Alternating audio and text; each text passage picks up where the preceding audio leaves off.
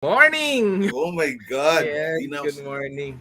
ano Sanay pa ka na ako? pa sa morning stream, No. morning recording natin ng Parang okay. Parang okay siya. Okay siya. I'm caffeinated. I woke up early to watch the Brooklyn Nets versus the Dallas Mavericks. Okay. And Dallas won on a buzzer beater by Dinwiddie from an assist by Luka Doncic. So, we're good. Long Alright. day. Parang ang dami ng lakad ngayon eh. It's amazing. Oo, ano na ba nangyayari in your side of Manila? In our side of Manila, for me, ang pinaka gusto ko yung staycations kasi nagbukas na yung Oh, bakit? staycations eh. And it's good because it gives a lot of people who, like for example, hotel workers. A lot of them, especially when hotels were being used as quarantine facilities, they would go once a week or twice a week. Swerte na yung 3 times a week. Now they're back. You go to a hotel lobby now and it's full of people, right? Their kids, so important, so they can swim. At mas natutuwa ako doon sa mga seniors na nakakalabas. And honestly, Anton, pag pag summer naman, gusto mo staycation, gusto mo na magkulong sa kwarto eh. Oo, tsaka mag-swimming, syempre. Yeah, yun lang, di ba? That's Yun how you lang, do it. yun lang That's dalawa. the purpose of staycation eh, di ba? Kaya maganda pag malapit ka sa mall, di ba? So you can just go around. But that's the biggest thing I'm seeing this summer, that people are actually going out and staying 1 or 2 nights, and the rates are still very low. Marami pang promo rates. Kaya kung gusto niyo mag-staycation, now would be a really, really good time to go there. And just treat yourself. For a couple of days, just relax. Most of the hotels have really strong and fast Wi-Fi. They have alam mo yung isa pang masarap pare, yung breakfast buffet. Na-miss ko rin yun eh. Oo, sarap Di nun. ba? And I miss the act of getting your overnight bag. Lagay mo yung toiletries mo, lagay mo yung t-shirt, lagay mo yung shorts for swimming and all of that. Yung long sleeves para pag nakabump ka na sa kwarto, bring your laptop and you're good to go for 2 days. You don't have to do anything. And lalo na ngayon para, di ba, mahal na ng presyo ng gas. So, with gas prices right now in Metro Manila hovering at 80 pesos and above, maybe this is not the best time, no? If you don't have the budget for it, to go out and take a long drive. So, there are Oo, options, di ba? Kasi nagpunta akong mapapaisip ka. nagpunta akong Tagaytay last week. Ay, sa Nasugbu, tapos Tagaytay. Ang gas last week was like, nung nagpa-full tank ako kasi I get a full tank Sunday eh. So this was 2 increases ago, was around 67 pesos or 66 pesos. So mauubos yun. Tapos kahapon hindi lang namamig yung kotse, nagpunta sa Shrine ni Padre Pio sa Batangas. Pero nung yung gas na yun, 70 plus pesos. Di ba? But Oo. so this Friday or this Sunday, I don't know yet what kind of price increase we'll have, but ang procedure namin yan, Sunday full tank na kami. Ready na. Mm. Di Pero ba? nag-pull back na yung oil prices for a while. So, For what? under $100. Oh. So, Is it below should 100 pull now? back next week. Well, I hope so. Sana walang gawing kagaguhan si Putin. Di ba? Yun Oo yung, nga. alam mo, inimbento kong hashtag, puti na mo. Nakikita mo ba yun? Oo. Puti na mo. Puti na. Gago eh. Puti na mo talaga. Di ba? Oo, Kasi, pero nakakatakot yung gagawin niya next eh. Di ba? Mukhang natatalo siya, di ba? yeah, so he's a crazy bastard. So, I was watching CNN a few minutes ago and sila Don Lemon were saying ang possibilities based on the analysts, because he's a fucking crazy guy. Can be chemical weapons, God forbid, or nuclear weapons. And a few days ago, may tumama na bomba malapit na sa Poland. Di ba? And Poland is part of the North American Treaty Organization or NATO. You hit me, you hit all of us. So if that happens, ito na. This might be our last podcast kasi World War III na. Di ba? It's crazy. Sana hindi That's a naman. real danger. That's a real Oo. danger. And we never imagined in their lifetime after the USSR fell, after si Gorbachev, si Reagan, that we would even hear the possibility of World War III again. Kasi maayos yung mga utak ng mga tao. Hindi pala di ba? But Putin's in power since what? For 20 years. So it went to his head. Para si Marcos yan dati. You're 20 years, wala lahat ng tao, yes nang yes sa'yo. You're just drunk with power and now you think you can do anything. Hindi. So that's the Nabaliw danger daw there. nabaliw nung pandemic eh. Malamang. Kaya, What a sick shit. Nakakainis, nakakapikon talaga. And sana, it's our first few months kasi out of the pandemic and we should all be relaxed. But now what's happening? Ano to? oo. Wala. Pero kakaawa yung mga civilian shelter na yung tinitira ng ng mga Russia. And tama Yeah, nga si Zelensky, the no-fly zone. Pero kasi panalo sila sa ground forces eh. Galing ng mga Ukrainians. it's so dangerous, but I can't imagine ako. Para alam mo, honestly, napapaginipa ko sila because the first thing I watch in the morning is CNN. Diba? So I get updates what happened. And before sleeping, CNN, parang white noise ko yung pampantok yun. So, my waking hours are bookended by what's happening in the Ukraine. And lately, the difference this past week versus the first 2 weeks is they were just pretending to hit military targets. But right now, they're hitting civilians talaga. And it seems on purpose. They're really trying to demoralize or even really try to make everyone just go crazy. Yeah, para sinasadya na, di ba? Oo, tsaka playbook nila yan sa Syria eh, di ba? And actually, yun lang nga, pinabayaan siya sa Syria. So ngayon, ginagawa niya na naman yung playbook. Let's see. Yeah, so if you're listening and if you're watching, that's really our point. Maybe alam mo, here's the thing. When the war in Ukraine started, did you see your social media? Ang dami, di ba? Pray for Ukraine, all the profile pictures, merong flag ng... Well, I don't see it anymore.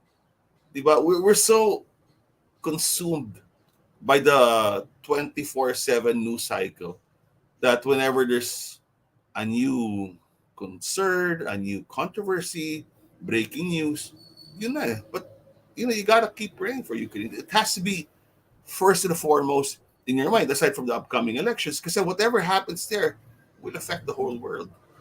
Whatever happens with that dumbass BBM will only affect the Philippines, diba? Or maybe China, because he might sell us to China, who knows. But you have to pray for Ukraine. Hindi joke yun. Ito talaga yung most critical juncture or era in our history, in our modern history. This is really like World War II, the beginnings of World War II, or even World War I. That's what creeps me out. Kasi yung parallels are striking. There's one power that will just invade, and remember that's what they did, no? In World War II. Bigla nilang they just wanted to take over Poland, di ba? So it's ridiculous. So that's the danger here, and that's exactly the same parallel here. All of a sudden, Russia, which was on our side in World War II, now just wants to take over the Ukraine. But then again, Europe is such a Game of Thrones. Magkakatabi kasi sila. Di ba?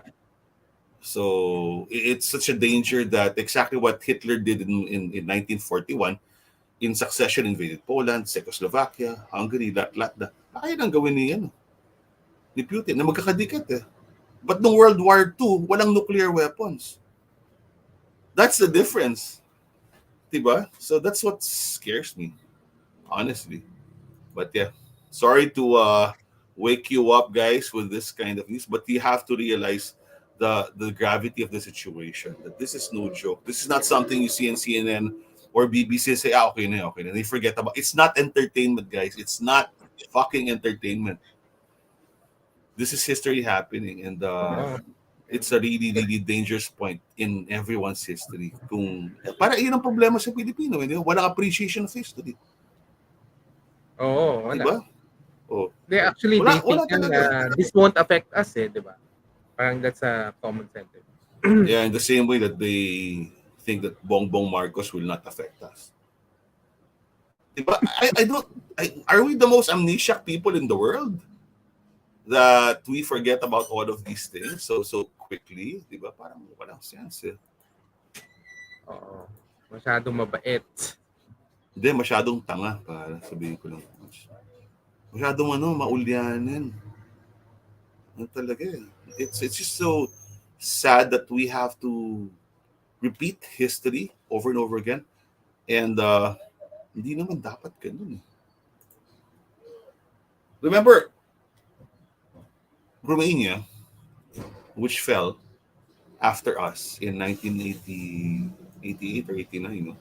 Ano mo ginawa niya sa Romania? They had a dictator who was installed by the USSR, si Nicolae Ceausescu. Ano mo ginawa nila? Pinatay nila.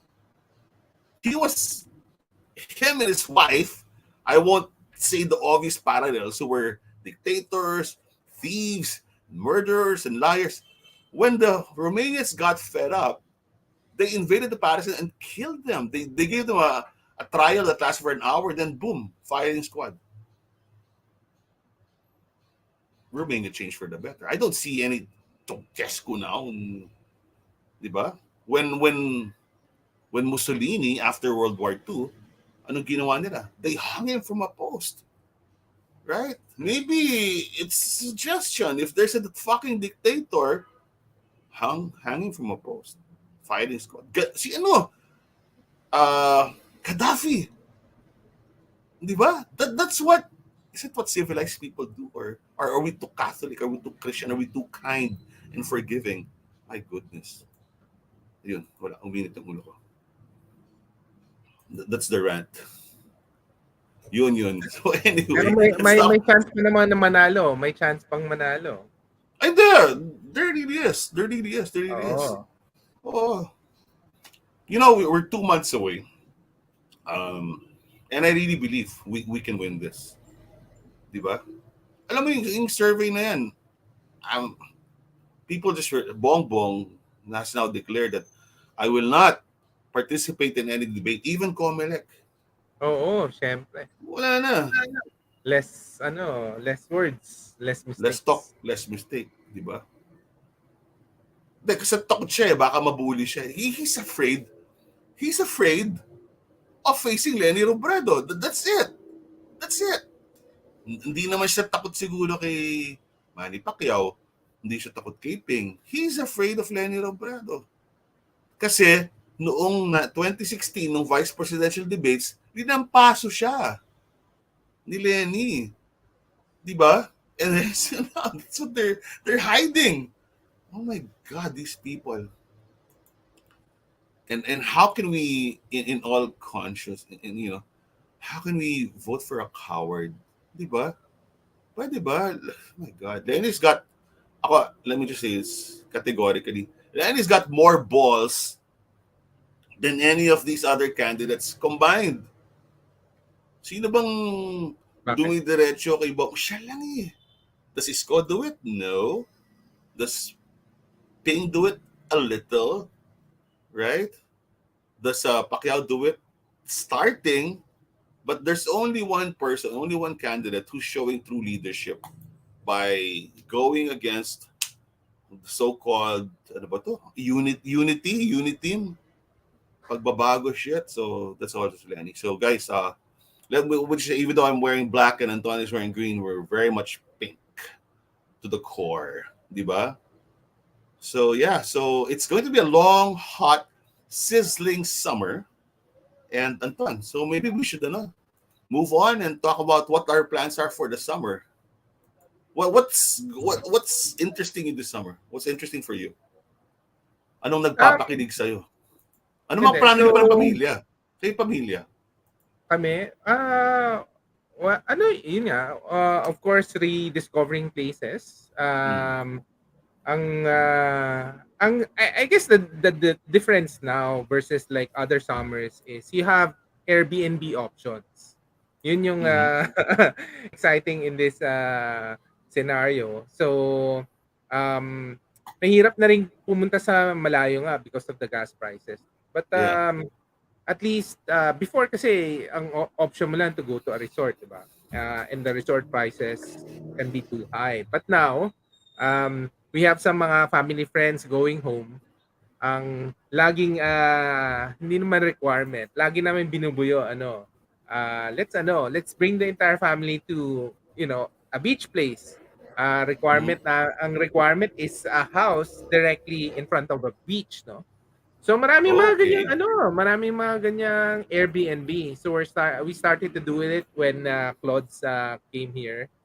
It's a place called Deck House in Barangay Calayo in Nasugbu. Maganda. Yeah. Sa paglabas mo, nandun na kagad yung beach.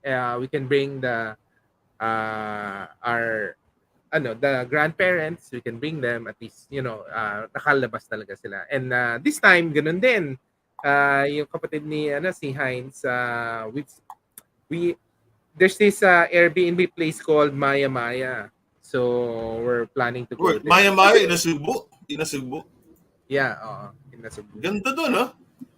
Maganda ba doon? Saan ka tumira? Nandun ako. That's where I stayed last Thursday. Overnight kami sa Maya Ganun? Maya. Yeah. Maya Maya. Oh, Airbnb ba yan? Basta Yeah, that no. hindi. Yung tinirahan namin bahay, it's a house, of course. There's a private house and there's a public house, no. Yung public, for the public Airbnb, dun nagbabako siya sila Gary D. So Ano? if you go on kina Gary Valenciano. Ah. Maya Maya, it's beautiful. It overlooks the whole bay. Oo. And of course, you've got a sunset view and everything. The only thing is, you have to go down to the beach, and the beach is pretty rocky. It's more of a, shall we say, a sailing beach or a sunset beach. Hindi siya yung beach yung puro buhangin. Ganun eh, di ba? There are parts of the Cebu that are beach fronts with nice sand. There are some that are for diving, right, and for sailing. So this is more for sailing and for sunbathing and for daytime drinking. Yun siya. Pero ang ganda, ang ganda. It's a May very pool, di beautiful ba? house. May pool. May pool. I'll share it later. I haven't actually shared it. I'll share it later and send you the links. But the great thing is, there's a couple that takes the caretakers nila. Si Manang at saka I think it's si Melvin or Kevin. Si Kevin yung all around di ba? Tapos he takes care of the boat, he takes care of the fix it in the house. But here's the thing. He's one of the best grill men we've ever met. Anything that he grills, di ka makulad siya. Di ka makulad. Pare, kahit ng isda, a steak, oh my God. Pwede sa any restaurant in New York. If you want a grill man, which is a very important component of any fine dining restaurant, this guy, si Kevin or Melvin, I can't remember his name. Grabe, ang galing. And since puro Kapampangan yung kasama namin, dito nga sa Maya Maya, di puro, not exage magdala, may nagbaon ng mga puro, may hamachi, may steaks. Aba. Oh my God! Tapos, bigay mo lang kay Manong. Siya na magluluto and it's, oh my God, 5-star restaurant quality. Ang galing! Galing. Ang galing, sobrang galing. I'll send you the details and we can post it later, including the link. And just to show you how beautiful this place is, we'll post it later. Kung si Gary Valenciano gumagawa ng TikTok at reels dahil dito, ganun kaganda. Actually, you can go to Gary's page on Facebook or Instagram, and you can just search, scroll down, look for his Nasugbu Maya Maya, where he takes his vacations. Oh my God, the whole family goes there. Ang ganda talaga. And the drive is pretty nice. Kasi dadan ka sa tunnel, lalampas kang Pico de Loro. It's an easy drive. Ang ginawa namin nga para ma-maximize yun, papunta kami doon, nag-Cavitex kami. Ikot kami sa tunnel, so it's more scenic, right? Zigzags. On the way home, we pass Tagaytay. So you can have your bulalo. Ano parang favorite na bulalo mo sa Tagaytay? Iba eh. No, ikaw, what's your number one? Ako, LZM. LZM. Yeah. You know, if you Google, Ang mga lalabas, Balay Dako, di ba? Josephine's. But for me, low-key, and I thought konti lang kami na, hindi naman konti, pero I thought it, kasi it's not as highly publicized as the rest. Kasi when you enter, normal lang naman yung restaurant eh. It looks like a generic, but my God, the bulalo, the sisig, di ba? The inihaw na bangus, lahat the best. Ang sikat na sikat pala siya. Guys, so hanapin nyo lang LZM. They have around 3 or 4 branches in the Tagaytay area, including one Pawe Aguinaldo. Oo nga. Saan kayo kumakain? Sa Mahogany Plaza. Tapat ng Balay Dako. Right across Balay Dako, there's a small strip mall. And that's where LZM is. And that's where you go to eat. Ang dyan, labanan dyan. Parking.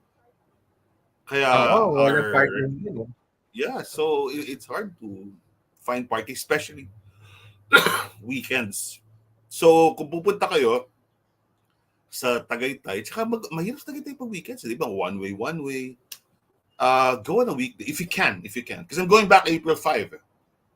May mga balikbayan kami. So sabi ko Tuesday, Wednesday tayo. Huwag tayo para Friday matraffic na eh. Oo, yeah, matraffic. Yeah. So yun. Nabalita mo ba yung bagong restaurant doon, yung chef nagtrabaho sa kay Gagan? Oo, yes. But I haven't tried it. Mrs. Kumain ka na? Hindi pa. Organize tayo. Mahal eh. Mahal nga. Mahal eh. Si Tina nag-iimbita. Tina Vitas, Mama V. You know what? Because we're part of the group, diba? Kay JC, yung Fine Dining Club. Hello, my friend. Hello. Ramen. So, nagtanong kami sa Fine Dining Club kasi nagtrabaho kay Gagan, one of the best restaurants in the world, one of the best chefs in the world. And this lady, I'm trying to look for her name. Mrs. Saldos. Ang pangalan, yeah, Mrs. Saldos. You know how much the tasting menu is? 7,000 ba? Tama ba? 7,800. No. Sorry Medyo kuripot ako. Ano ba? Medyo... Kasi so the most expensive ni Gallery by Chele is 4,400. That's 22 cores. Yeah. That's 4,400. No, I'm sure it's super good, but for 7,800, I might buy a ticket to Bangkok. Di ba? Yun ang Cebu Pacific. Ano na yan eh? Pocket money ko na yan. Tsaka ticket pag nag-piso sale dati Cebu Pacific. Kasya na yun eh. Di ba? So I might buy a ticket. I'm not denigrating. I'm not, I'm actually recommending it because the reviews are fantastic. But I just don't have 7,800. It's against my principles, my kuripot wallet, my kuripot mentality. Kasi medyo Ilocano ako eh. Medyo kuripot kami. Pero 7,800 kasi parang I would rather go to Bangkok, or I think I can find something as good. But if you have 7,800 pesos and you want a Gagan quality meal, right? Top 3 restaurants in the world, Michelin starred, you don't have to fly to Bangkok. You can do so to Mrs. Saldo. Go for it. Diba? Kasi usong ngayon yan eh, yung mga private dinners. Forehand, Chef Sawa something. But this is yan yata pinaka-expensive na, no? Kasi the Le Petit Chef is 6,000 per head. It's pretty expensive, yeah. Parang yun, hindi ko nasasabihin. Pinag-uusapan kasi namin, tawan-tawan na naman kami. I won't mention the name. This is a famous pie available in Alabang. Di ba? Parang 3,000, 4,000 pesos yung pie. So, ako, di ba, medyo chani ako. Sabi ko, kung 3,000 pesos, kung 4,000 pesos yung pie, kasi may deposit eh. Kung 4,000, tapos galing akong Tagaytay last week. Bumili ako ng yung pinakasikat na buko pie ngayon. Parang hindi na yung Lumars natin eh. Di ba? Ang pinakasikat si Marie Chris, what the hell is her name? Sandali. Yung favorite kong buko pie na yan. Cecilia's. Yeah, that's the most popular now. And you know what? Bro, they now have so many resellers and branches. Ang dami nga eh. Biglang naging 5. Hanggang do sa NLEX, may gas station. Petron ba yun? Yung huling gas station bago ko makinis ka. Parang may Cecilia's na. It's crazy. Around August last year, they had 1. Now they have like 5. They're like, my God, they're sprouting all over the place. But the buko pie is really good. But I think the buko pie now, nung bumili ko, so also, ano na yata, 300 pesos. So I said, if I'm gonna pay 4,000 pesos or 3,000 pesos for a pie, I'll just buy 10 Cecilia's buko pies. O pamigay ko sa inyo lahat. 10 na buko pie. Pero may kakolab yung pie na yan, ha? Si Zara. Laging kakolab niyan. Oh, but I don't know. If Zara of Bono of Manila Gelato wants to give us a pie for our birthday or our anniversary for this pod, go. But Anton, we have to be honest. We have to tell people the prices, di ba? Hindi ka na pwedeng sabihin, tapos kung yun talaga yung presyo. But we're saying, if you can afford it, we highly recommend it. If you can go to Mrs. Aldo, sarap talaga. The pies. And the pies big. Pero the pies big. I just cannot, being a buko pie guy who buys 300 peso pies, I have to convince myself to spend 3,000 pesos per pie. I know it's great, but shit, man, $3,000. I can buy a ticket to Boracay. That's how I think. Sorry, that's how I think. Kasi yung ticket sa Boracay, I'm planning to go. So we're kind of saying. Magkano naman ticket sa Boracay? Meron doon. Sorry, hindi pa ticket sa Boracay. Ticket sa Legazpi kasi gusto kong pumunta sa Wala, I just wanna take a vacation in Legazpi. Tama mo naman kami dyan. Sino yun, volcano. Let's plan it. Kasi we have may titiran tayo. Oo nga, iisipin mo, ano ba, ilo-long drive mo o i-airplane mo? Baka airplane na yung pinakamura, Maganda yung daan ngayon. Although maganda nga yung daan ngayon. Pero mahal yung gas.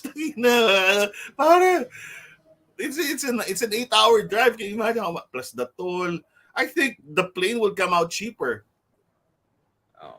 Oo nga. Well, diba? Kailangan malaking van ka na talaga. Hindi ka pwede siguro yung mga sedan lang. But how can when gas prices reach 90 pesos next week? Oh my God. Magkano yung gas mo? So anyway, that's how I think. When I see something that's, for example, a pie that's 3,000 pesos, or a dinner or a meal that's like 7,000 pesos, I immediately automatically compare it to airfare.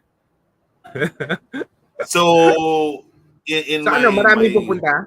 Marami pupunta ba sa fine dining club doon sa Mrs. Aldo? Sold out. But then, ako nga, I was considering it. Ako nagpauso sabi ko, ito, meron na pala kala Mrs. Saldo. And then, one of the members called Mrs. Saldo and booked a private event exclusively for the fine dining club. Kila JC.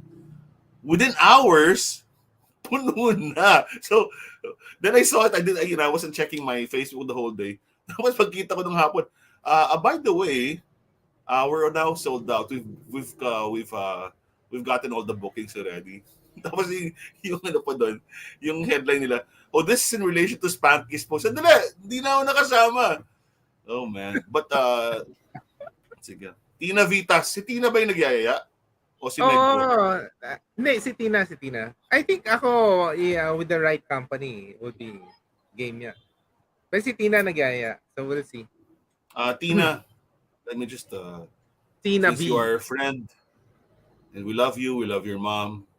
If you want to treat us, if there's an occasion, Anton and I are paying for the gas, for the Skyway toll, everything. But we will be there on time. And I will bring you a Cecilia's buko pie. Yon. Tina Vitas, narinig mo yan. Itaga mo sa bato yan. Yan ang pangako ko sa iyo. So yun nga, the private dining, di ba? one of the hottest trends this summer. I think it's something that will continue, diba? Because although let me just be very honest as well. Karamihan ng home-based entrepreneurs that were really prospering in the pandemic, starting from around July of 2020 all the way up to December of 2021, ang daming humina kasi nagbukas yung restaurants. So there's a pivot now. Like even our friend Bambi, sabi, Spanx, we gotta improve our fine dining. We gotta make it as good as we can possibly do it. Because one of the best Japanese restaurants is in the Bambi's Gourmet Kitchen, but it's not a restaurant, right? So, dati catering si Bambi eh.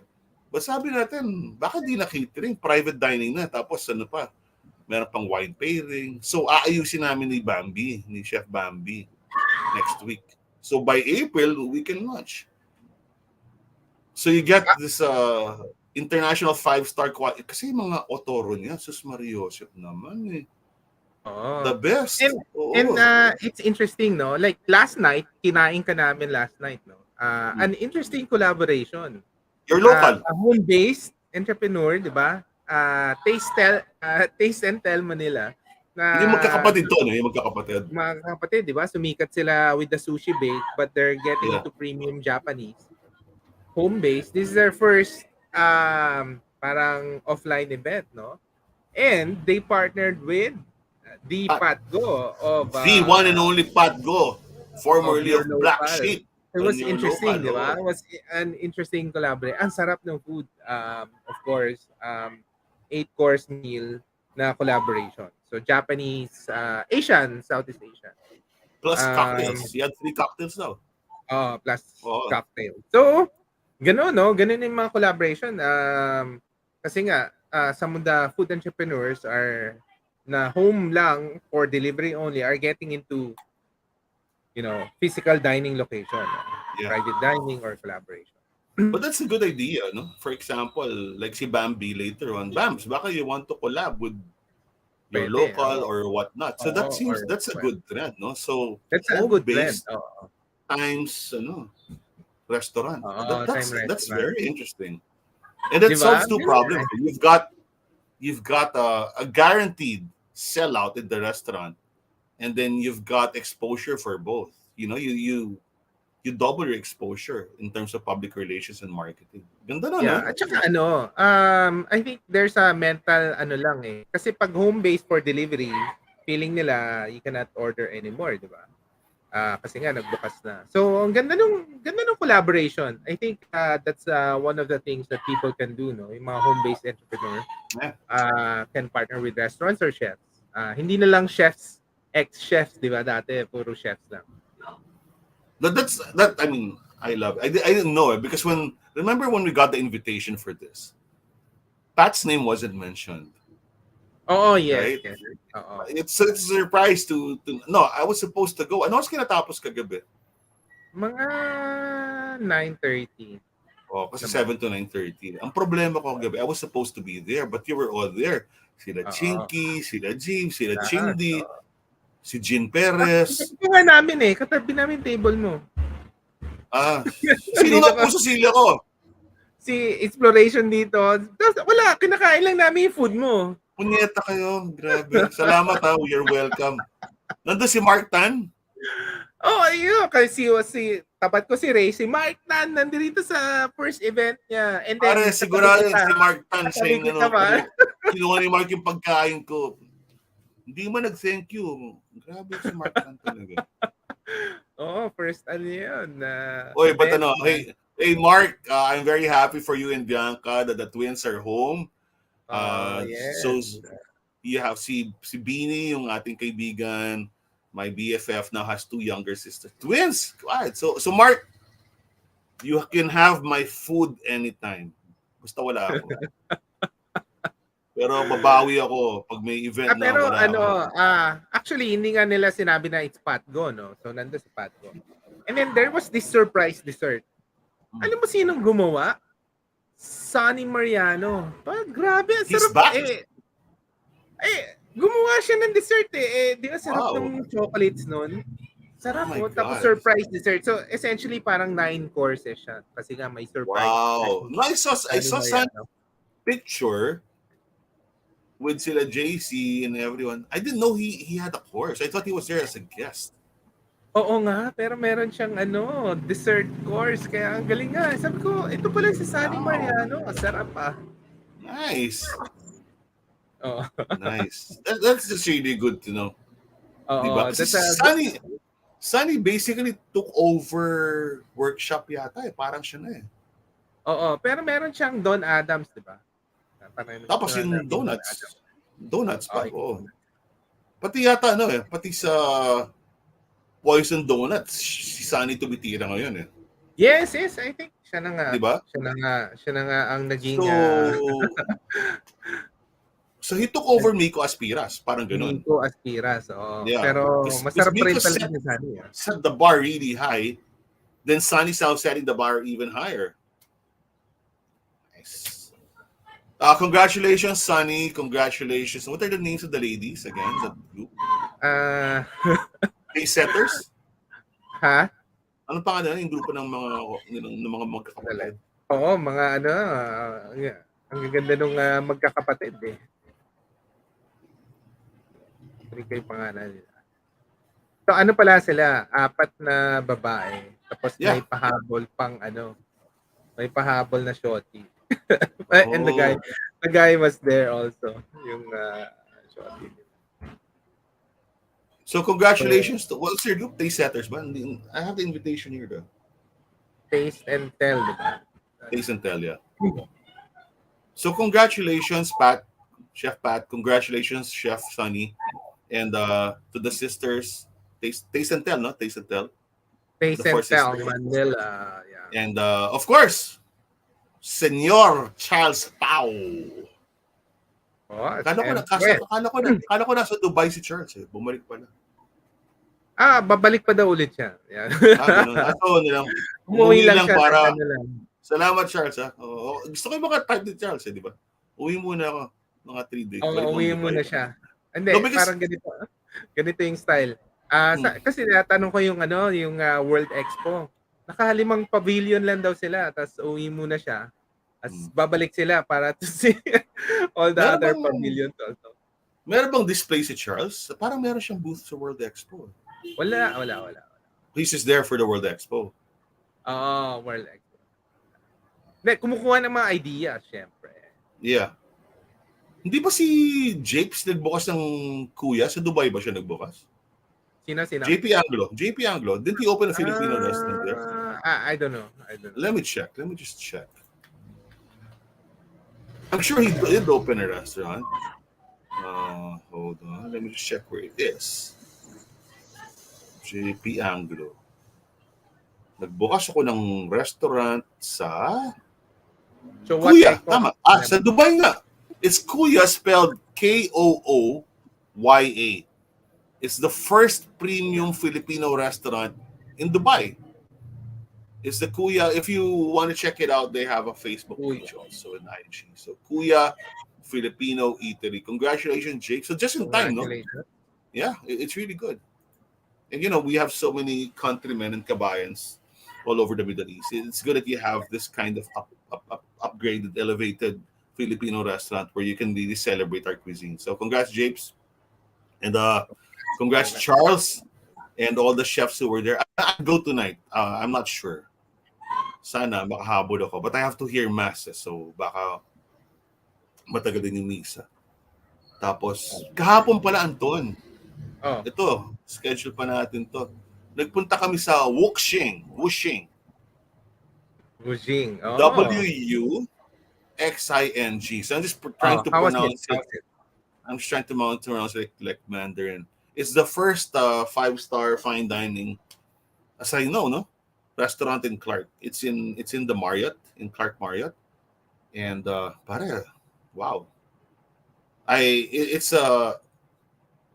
It's a hotel restaurant. The ones we're very used to, the most popular restaurants like you go to for example, to Lily before in Hyatt. You go to Shang Palace or Summer Palace.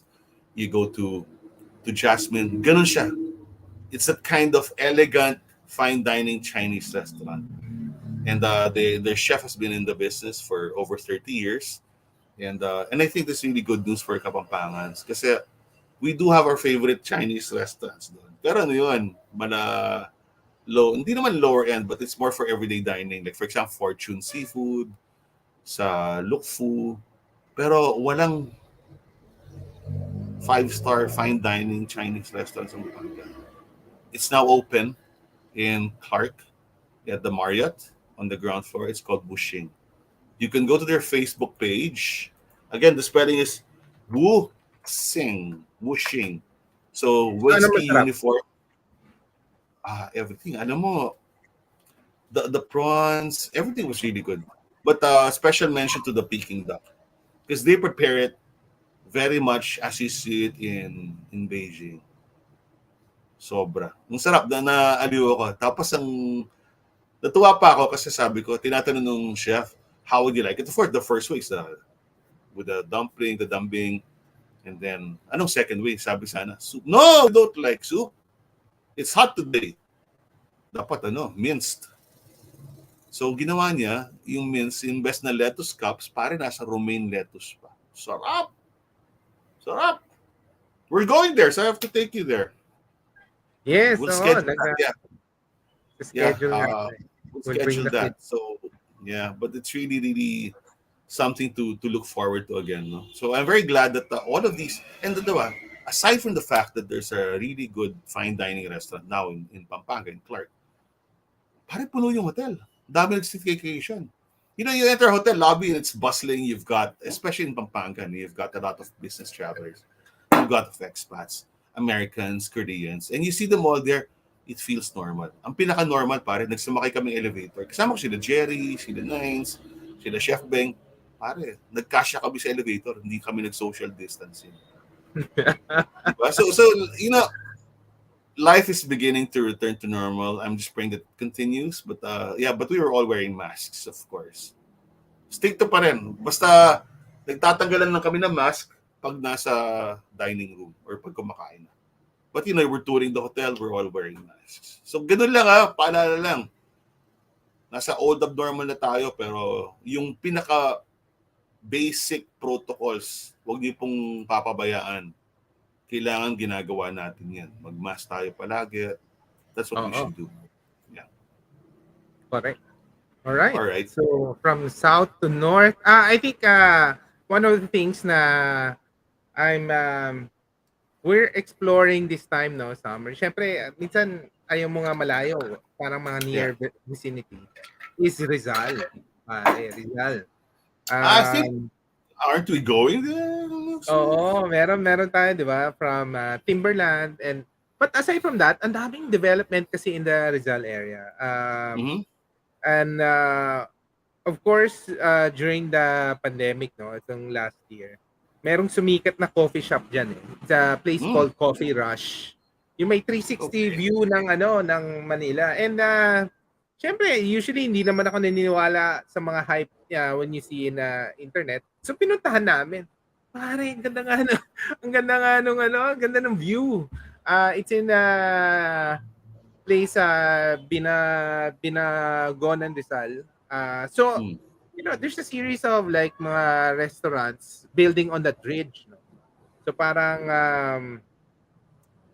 syempre it's parang ridge ng Tagaytay, pero kita mo lahat ng mga skyline kita mo from that area. So and how then far marami is na that? private dining. How far is that? It's actually really traffic on a weekend, obviously. But on ganito na lang, on a Sunday, galing kaming UP to that Angono, tas Binagonan Rizal, mga 1 hour din. From Timberland, that's another 1 hour also. Kasi the Rizal is really big eh. So it's another an hour kasi you go through the mountains. Pero I think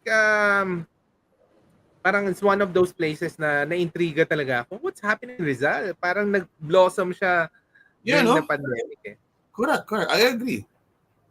But where do you pass? Maraming daan eh. May Antipolo, merong So, yan, hindi ko kabisado yung daan ng area na yun. So, Okay. like as a ways on how to get there, di ba? So, yun. Ganda. Ang ganda ng lugar na yun. And Wait, I you think said a 360 view? 360 view. So, Wow. pero ganito yung style. Ganito yung style. For those going. Kasi, you have to go to a subdivision eh. I forgot what's Okay. a subdivision. You enter a subdivision. So, ang susungit na ng mga guards doon. Sabi niya, sasabihin mo, you're going to Coffee Rush. Sabi niya, sige, kailangan mo mag-present na receipt.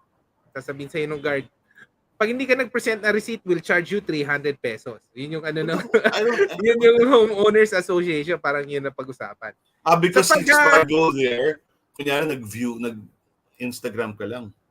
yung Instagram ka lang. So, on the way there, doon sa subdivision, may makita ka ng ridge. Ang dami ring mga motor. Ito yung mga hindi bibili ng kape, nandun lang sila. So, pag pumasok ka ng subdivision, yun, nandun na yung Coffee Rush. Tapos ito pa, there are 2 levels. Yung Coffee Rush is coffee and cakes eh. So, makikita mo 180 lang. Tapos nagtayo sila ng parang 3-story structure. And then doon sa structure na yon, nag-serve ng food. It's called Bale Gourmet Cuisine. So, kailangan naka-reserve ka doon para ma-enjoy mo yung 360. Pag hindi ka naka-reserve doon sa Bale Gourmet Cuisine, hindi mo makita yung 360. So, hanggang 180 ka lang. But the 180 is actually impressive already. Okay na yun, di ba? That's worth it. Diba, pero na lang, ako ang advice ko lang, kung lalabas po kayo, it's better to carpool. And unless, of course, you're on a date, you just want to be alone with your significant other. But if you can go with a group, like tayo, next week pupunta tayo, go with the group, di ba? Konting tipid. Because the gas prices are astronomical. Talaga, nasa-stress talaga ako. Oo, nakaka-stress naman talaga. Oo. I mean, parang ang sakit mag-keep ng bulsa ng wallet sa bulsa mo. Kasi not too long ago, gas was like 46, 43. It's basically doubled. Nung isang araw nga, nagplano pa kami Baguio. Sabi ko kay Rich, wag na siguro. Hintay mo ng pag bumaba ng mga more manageable like 60 pesos, di ba? Oo, di ba? Oo. Pero ngayon, pag 80, hinay-hinay muna. Because what I'm most worried about is the domino effect here. Di ba? Because lahat tataas yan in a few weeks. Di ba? Paano mo ta-transport yung gulay galing Baguio? Lahat yun via gas and diesel. Ang mahal na ng gas and diesel. So, lahat magtataas. Magtataas na ng utilities, basic commodities. Shit. And then we're such a third world country. So what's happening now for many areas serviced by Maynilad, parang wala kaming tubig paggabi. Woohoo! Ganun? Yeah. Wow, masyadong third world. Fourth world. Fourth world. I mean, you go home. I go home at 10, for example, from a dinner. Pag wala ako, pare, kaya meron ng batya na naman. Di ba, it's so nice to take a shower. Like last night, I got home from Pampanga. And we were out. We even went to, nagsisig pa kami sa Aling Milas. So lahat, di ba? Pawis ka, mauso ka. Then you check. If you were not able to save water in your batya and tabo, wala kang tubig. So paano ka? Di ba, alcohol? Nabuti nilang nagsave akong water. But still, it's still such an inconvenience. And my goodness, it's hirap 2022. Ang hirap, nakakainis talaga. And yun nga at least we have this chance to change leadership, no? In May 9. So let's make it count. Let's make your vote count. Yun lang pala, for those traveling, make sure that you're able to vote. I-block off nyo na yung election day. May 9 tayo, di ba? May 9. Monday. Block off nyo na yan. Kasi, this is our chance to change leadership in the country and hopefully somebody who can really make things happen for the Philippines. Ako basta don't vote for Bongbong Marcos. You can vote for whoever you want. Ping Lacson, Manny Pacquiao, Norberto Gonzalez, So ano ba? Isko Blinablock mo Moreno. na ba? Blinablock mo na ba pag ano? Sa Hindi, Facebook mo? ako basta si Bongbong. Hindi, gusto ko inaasap ko siya. Hindi ko siya magagawa. So yeah, ako, follow your conscience. Hopefully you have kasi ako, the evidence is all there naman eh. Parang isang click lang yan eh. Lagay mo lang Marcos 1986, Marcos Millions, you can, oh my God. Let's not repeat history. Diba? Hindi pa nga na-story lahat ng mga kaperahan. Imelda was found guilty. It's all here up in the air. What's gonna happen next? Are we going to, oh my God. Hindi ko na alam. Kung nakikinig kayo at pro-Marcos kayo, kay pro-Bibi, block niyo na ako. Sorry. But I cannot, there's no room for debate for me anymore. We've had such a long time for you to get the knowledge, to get the information. If you still want to do that against all information, against all the evidence, then for me, that's pure stupidity already. I'm sorry, but it really is. I'm just being honest here. Let's not mince words. It's too near. Diba? Yung isang meme dyan, what is the definition of insanity? Right? It's knowing that you are doing the wrong thing. It's knowing it's wrong, but you still do it again and again and again. That's insane. So this is like an insane way to live your life. And again, we're doing this not for us, right? But for the future talaga. Diba? Hindi namin ito laban. Naglaban na kami kay EDSA 2, ginawa na yan. Pare, naman? Laban naman para sa kinabak. Kayo na yan. Diba? It's for you guys. So please, if you can still reconsider, do so. But if not, block me. I don't need you in my life. All right. One last since we're talking about summer, no. One time nagre-discover kami ng Manila kasi ito sila Chal.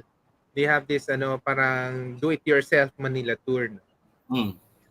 Pagtanga Manila Bay, akala ko wala na yung Dolomite. Parang bubuuhin pala yung Rojas Boulevard na yun ng Dolomite. Di ba ninakihan pa nila? Nilakihan nga. I know.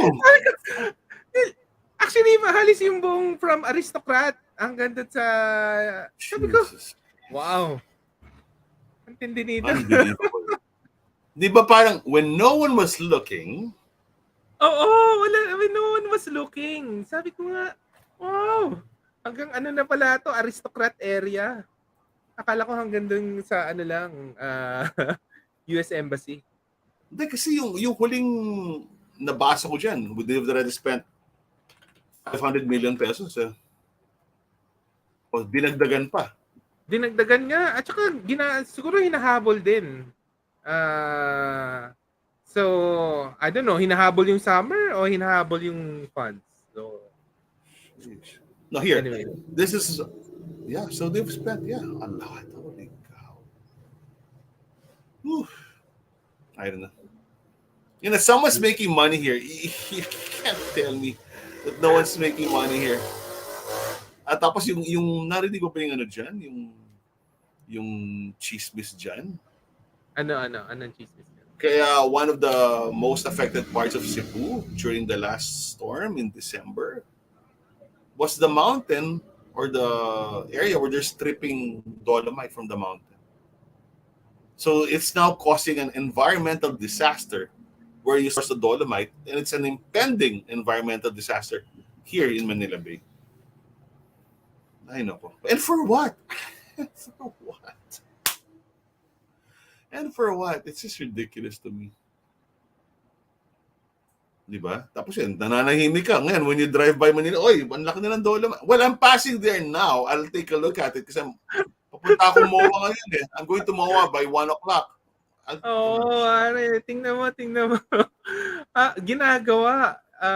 Sabi ko, na-extended pa pala to. Okay. Then, lang, last na kasi I have to go.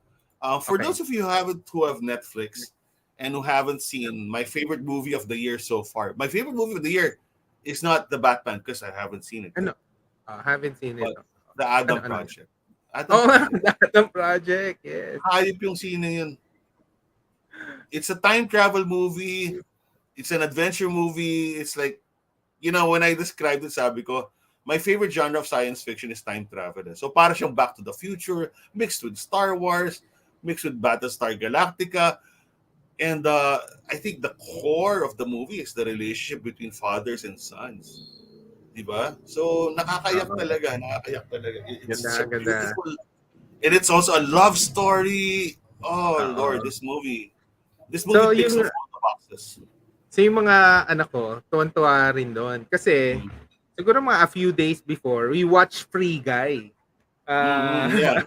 Free Guy Same kasi guy. available na sa HBO Max eh. And then, nakita na yung Adam Project, di ba? Para on the roll to si Free Guy eh. Yeah.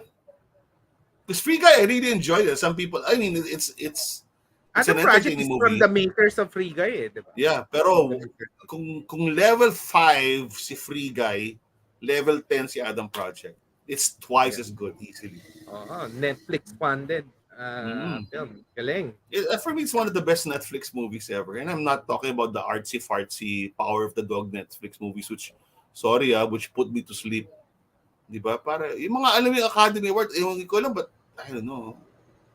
Why can't you have this kind of movie, entertainment as your best picture? Why do you have to make it so artsy-fartsy? Oo nga. Why? Is that art? Art is something that moves you. Diba? Hindi naman kailangan puro fine art. Have you seen Power of the Dog? Uminom ka maraming Lipovitan, Scorpion, Red Bull. Ganun ba? I mean, it's a good movie. It's a good movie, but why do best pictures have to be artistic? Sobrang artistic. Pwede naman, we love the movie.